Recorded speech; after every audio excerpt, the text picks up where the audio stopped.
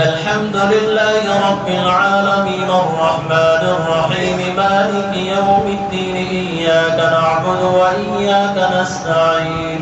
اهدنا الصراط المستقيم صراط الذين أنعمت عليهم غير المغضوب عليهم ولا الضالين.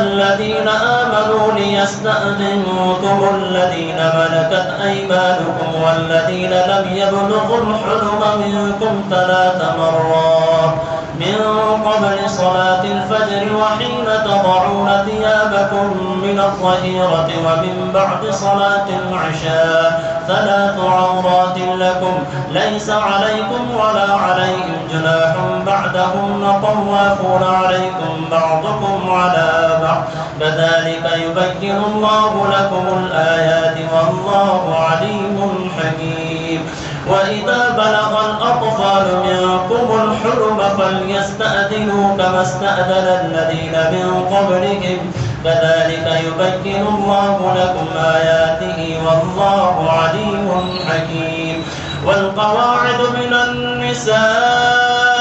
اللاتي لا يرجون نكاحا فليس عليهن جناح أن يضعن ثيابهن غير متبرجات بزينة وأن يستعففن خير لهن والله سميع عليم.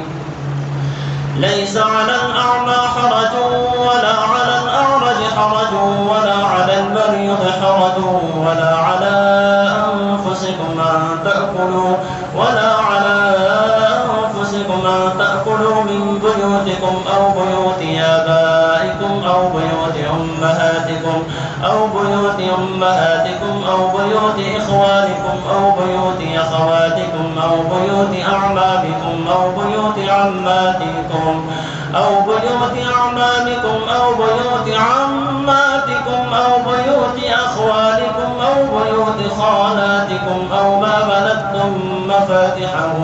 أو صديقكم ليس عليكم جناح أن تأكلوا جميعا أو أشتاتا فإذا دخلتم بيوتا فسلموا على أنفسكم تحية من عند الله مباركة طيبة كذلك يبين الله لكم الآيات لعلكم تعقلون.